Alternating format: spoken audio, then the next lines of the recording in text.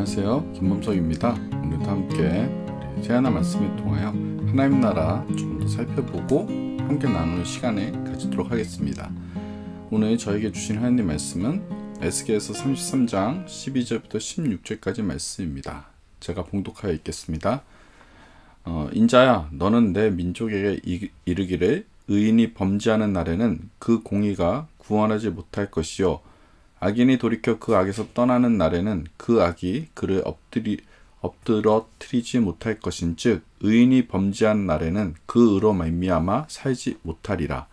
가령 내가 의인에게 말하기를 너는 살리라 하였다 하자 그가 그 공의를 스스로 믿고 죄악을 행하면 그 모든 의로운 행위가 하나도 기억되지 아니하리니 그가 그 지은 죄악으로 말미암아 곧 그 안에서 죽으리라.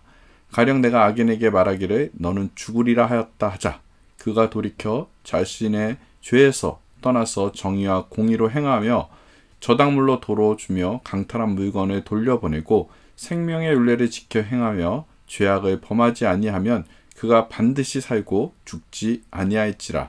그가 본래 범한 모든 죄가 기억되지 아니하리니 그가 반드시 살리라.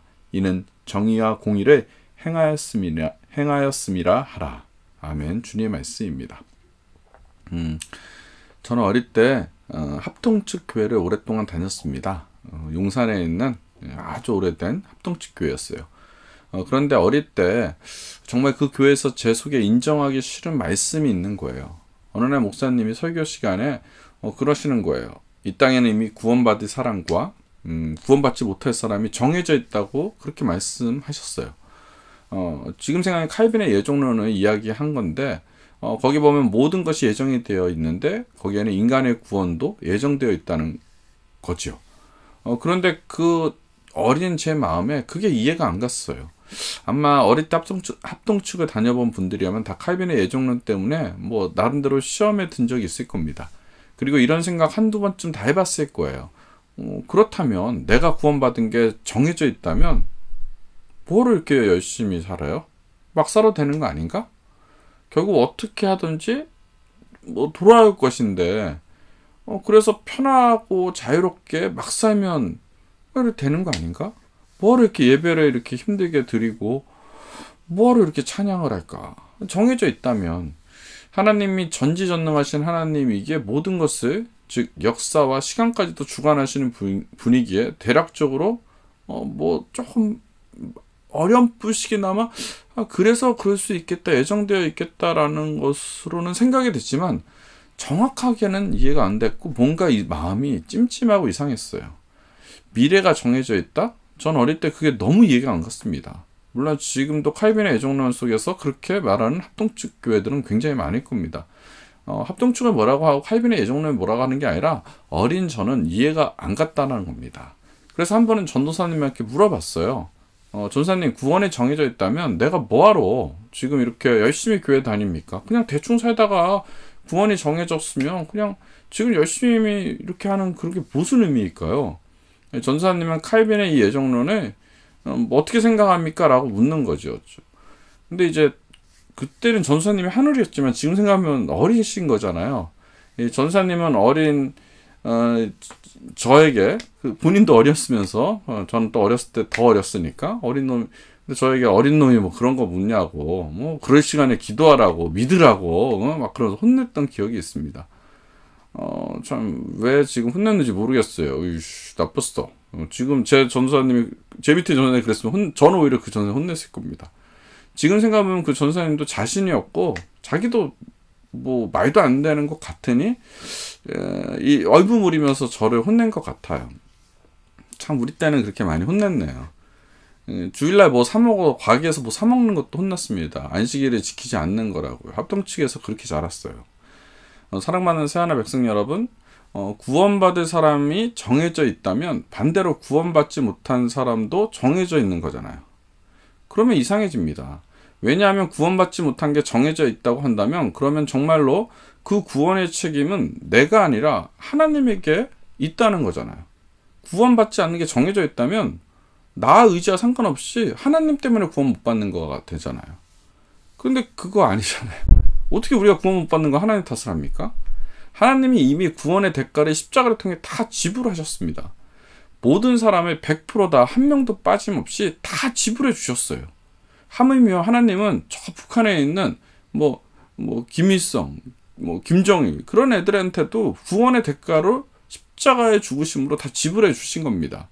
그런데 여러분 대가를 지불했다고 구원이 모든 사람 100% 다 이루어지냐? 아니라는 거죠. 하나님이 대가로 지불했지만 구원은 모든 사람에게 다 이루어지지는 않아요. 그건 하나님의 대가를 지불 안 해서가 아니라 우리가 하나님을 믿지 않아서라는 겁니다. 정말 아까도 얘기했지만 나는 너무 싫어하지만 그 못된 김일성, 김정일, 김정은 이 세 부자들에게도 그들을 위해서도 예수님은 십자가에 돌아가셨다라는 거예요. 그들을 위해서도 예수님은 죗값을 다 치러 주신 겁니다. 그게 맞아요. 누구를 위해서 모든 인류를 위해 십자가를 주신 거예요. 십자가는 모든 주의 모든 백성들에게 주어진 은혜입니다. 다만 그 은혜를 받으려면 조건이 있다는 거죠. 예수님을 영접해야 합니다. 믿어야 합니다. 그런데 믿지 않으면 그 놀라운 구원의 은혜를 못 받게 되는 거예요. 결국 문제는 그 북한의 이 세 놈들께서 믿지 않아서 구원을 받지 못한 거라는 거죠. 그들을 위해서 예수님이 십자가에 달려 죽었지만 그놈들이 안 믿기 때문에 십자가의 구원의 은혜를 받지 못한 거예요. 받지 못한다는 거예요. 그러니까 구원을 못 받는 건 하나님 때문이 아니라 그놈들 때문이라는 거죠. 그건 마치 우리 부모님이 미리 가게에서 밥값을 지불해 주었어요. 우리는 부모님이 지불한 밥값을 근데 우리가 믿지 못하는 거예요. 우리 엄마가 설마 이 밥값 낼 리가 없지 이러고 밥값이 없다고 밥집에 안 들어가서 못 먹는 것 같아요. 우리 굶는 거예요. 바보처럼. 우리 부모님 다 돈을 내줬는데도. 결국 인간이 구원 못 받는 건 인간의 개인의 책임이지 하나님 책임이 아니라는 겁니다. 자, 반대로 우리가 구원 받은 건 나 때문인가요? 내가 잘나서? 내가 내 노력으로? 아니라는 거죠. 내가 돈이 많아서? 아니라는 거죠. 그래서 구원받는 건 아니라는 거예요. 내가 구원받은 것은 계속 얘기하지만 우리 예수님이 대가를 지불해서입니다. 이번에 수련회 강사로 저희 교회 여름 수련회 강사로 윤치영 목사님을 제가 초대했습니다.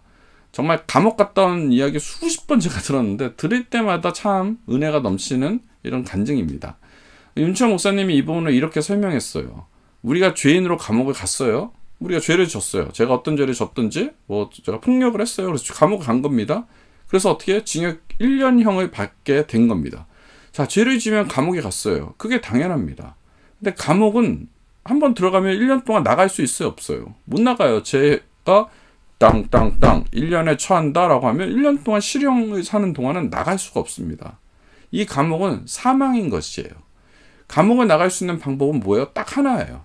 그건 죗값을 치르는 겁니다. 1년 정해진 그 죗값을 치르면 됩니다.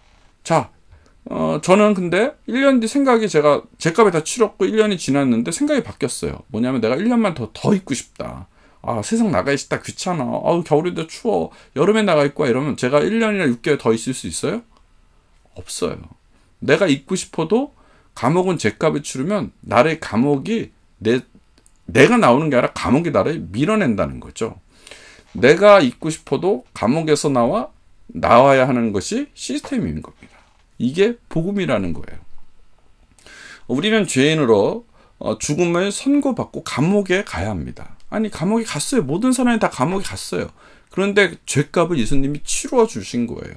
그래서 그 사망의 감옥에 더 있을 수 있어요? 없어요? 없어요. 죗값을 치르면 감옥이 나를 밀어낸다니까? 그게 복음이라니까요. 그 감옥이 나를 밀어내서 내가 사망에서 생명으로 오게 되는 겁니다.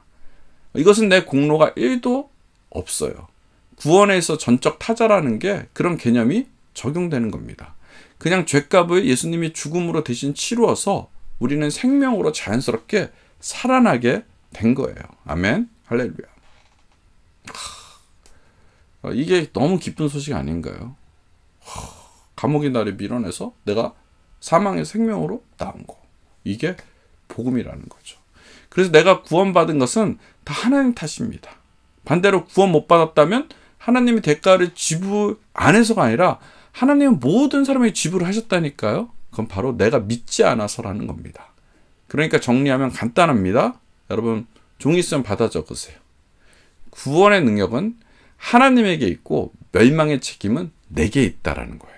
여러분 꼭 기억하시기 바랍니다. 그러니까 모든 사람은 구원받을 수 있어요. 단 믿어야 됩니다. 주님을 믿어야 됩니다. 십자가의 복음을 믿어야 됩니다. 아버지가 이미 돈을 낸 것을 믿으면 구원을 받습니다. 오늘 본문 제가 다시 볼게요. 자, 악인에게 너가 정령 죽으리라 하자. 그런데 그 말 듣고 뉘우쳐 회개하면 정령 살리라. 내가 의인에게 정령 살리라 하였다 하자. 그 말 믿고 죄 짓고 살면 어떻게 돼요? 정령 죽으리라. 또 나더러 주여 주여 하는 자마다 다 천국에 갈 것이 아니요 어떻게 해야 가요? 다만 하늘에 계신 내 아버지의 뜻대로 행하는 자라야 들어가리라. 오늘 말씀을 통해 하나님의 구원의 놀라운 역사를 내가 믿음으로 그 은혜를 나의 구원의 은혜로 받는 저와 여러분 되기 주의 이름으로 축원합니다. 함께 기도하겠습니다. 하나님 아버지, 주의 놀라운 구원의 은혜가 나의 구원의 은혜가 되게 하여 주시옵소서. 예수 그리스도께서 십자가의 보혈로 죄값을 치루어진 것을 믿고 하나님 구원의 은혜에 감사하며 오늘 하루 살아가는 우리 모두가 되게 하여 주시옵소서. 주님 감사드리며 우리 주 예수 그리스도 이름으로 기도하였사옵나이다. 아멘.